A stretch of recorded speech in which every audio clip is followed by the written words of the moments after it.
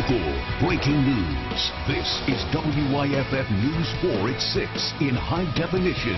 Be that gay, straight, bi, transgender, questioning, queer, or any other, he is perfect and therefore made us perfect in his image.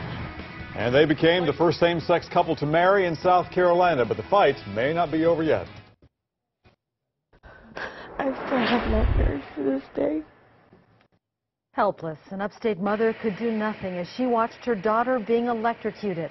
Tonight, a $5 piece of hardware that might have saved the 16-year-old's life. But we're going to begin tonight with the weather, and that is a live look from Sky 4, the last moments of the sun on this day, and we're in for another cold night. Chief Meteorologist John Cesarich joins us.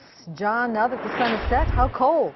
Look at these temperatures, Carol and Michael. It is cold outside. It's not going to be as cold as this morning when you woke up as expected. In fact, we tied the all-time record at the GSP International Airport of 18 degrees this morning. Tied the all-time record on the state. That was set back in 1903. You can see how cold it is already at the freezing mark in Franklin, 39 in Toccoa, also in Elberton. It's mid-30s in Hendersonville, also in Asheville. 38 degrees, the cold spot in the upstate right now in Greenwood, but it's 40 in Spartanburg, 40 in Lawrence, 42 in downtown Greenville, 41 in Anderson, and 41 degrees in Abbeville. So cold temperatures outside, but with some high thin cirrus clouds coming in, that'll keep the temperature from dropping too quickly. Plus, we have another cold front on the way for us. So we'll talk about whether or not we'll see more record cold tonight. We'll look ahead of the weekend, which means another potential storm system on the way for us. That's a little bit later on. Now back to you, Michael. We encourage their commitment to each other, to their families, and the preservation of the sanctity of this marriage. And you are looking here at what may be the first same-sex marriage in South Carolina. Kristen Bennett and Kayla Anderson were married in front of the Charleston County Courthouse today.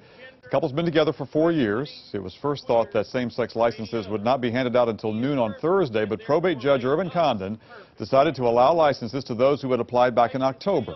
And Charleston's not the only county. The state Supreme Court lifted an injunction preventing counties from issuing marriage licenses. But the story is very different in Greenville County. The probate judge says she will not approve same-sex marriage licenses just yet. WYFF News 4's Nigel Robertson talked to her today.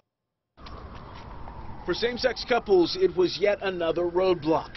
That roadblock is this one line on state marriage certificates. Because on the application form in South Carolina, there is a statement which both applicants have to swear to under oath that says there's no legal impediment to them getting married. Greenville County Probate Judge Deborah Faulkner says there is a legal impediment.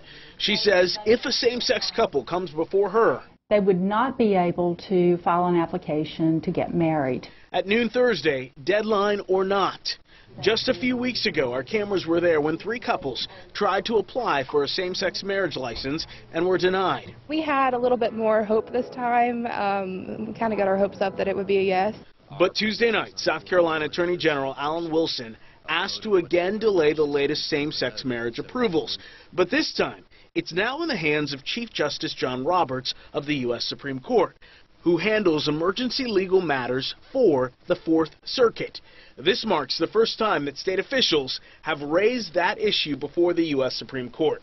It's that uncertainty that is still out there that has this probate judge standing her ground.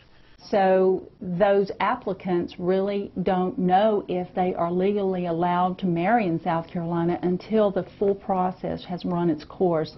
Nigel Robertson, WYFF News 4, Greenville County. And the ruling from Chief Justice Roberts is expected at any time. An hour, that's how long an upstate mother says it took for the power to be turned off at her home. All the while, she had to watch her 16-year-old daughter being electrocuted. WYFF News 4's Mandy Gaither is live and local on the story in our Anderson newsroom tonight. Mandy, she says this death could have been prevented.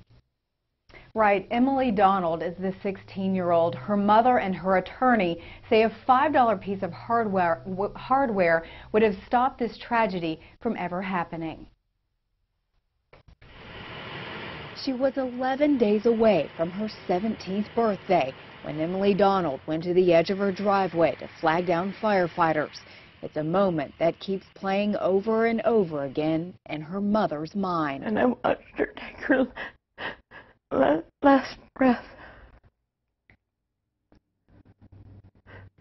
I tried to touch her and I couldn't touch her because I was going to get electrocuted myself. The two were sitting in the living room of their home on Christopher Lane in Liberty when the lights flickered and both saw a glow in their yard. Anne Marie Donald called 911 and Blue Ridge Electric. The next time she saw Emily was outside. I watched my daughter burn to death. And it was the most horrific thing a parent should ever.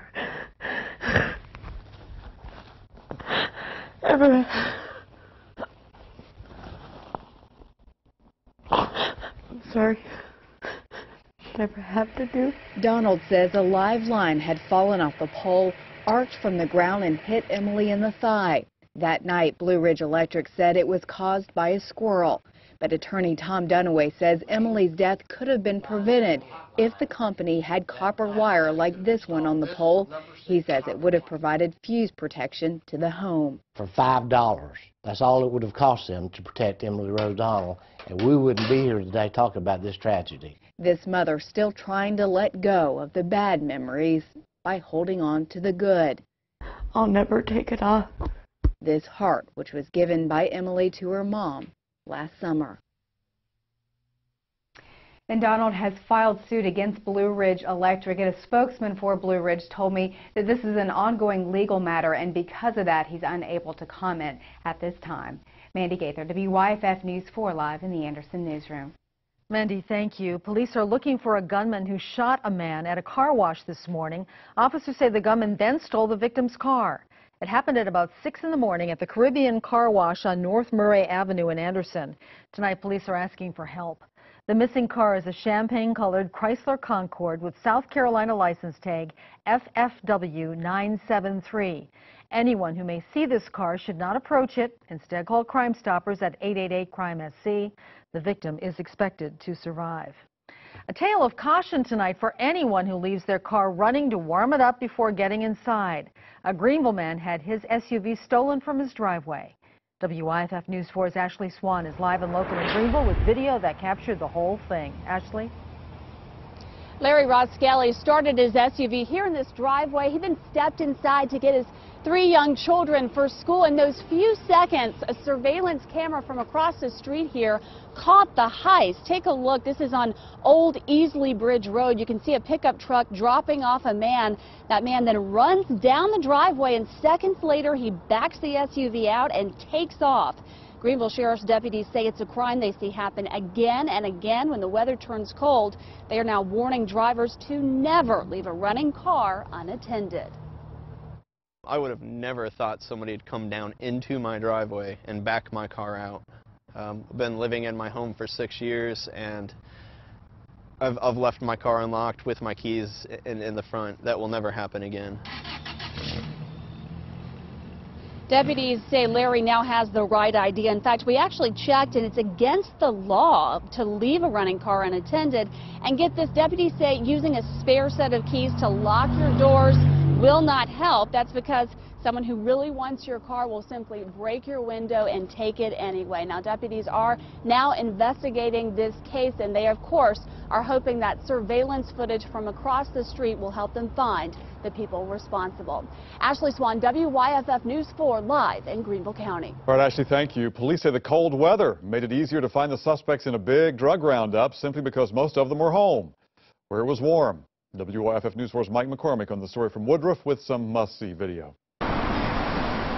Downtown Woodruff, I've been here for about 23 years, is Dr. Mark Fullerton's home away from home. Basically, we're keeping everybody's spine in line. Aches and pains aren't the only complaints he hears. A number of patients have asked, why aren't the police doing anything? Because I can see them selling the drugs down the street or on the corner. For the last 4 months, police and deputies were doing something about it. We understand that they're fed up with it, and trust me, we are too. This morning, the police chief announced charges against 17 people as part of an undercover drug operation with the sheriff's office. The men were not happy to see us. Come on, man, that's bullshit, man. I got kids. I don't want my face on the front of that bullshit. The women stayed quiet, using copies of their warrants to hide their faces. I think it's a step in the right direction. Dr. Fullerton blames Woodruff's drug problem on the city's unemployment. A lot of the unemployment has force people into a situation where either they're looking for inexpensive pain relief or they are looking for income. Even with this roundup, police here know their job, we're coming for you. It's just a matter of time. Isn't done. Mike McCormick, WIFF News 4, Woodruff.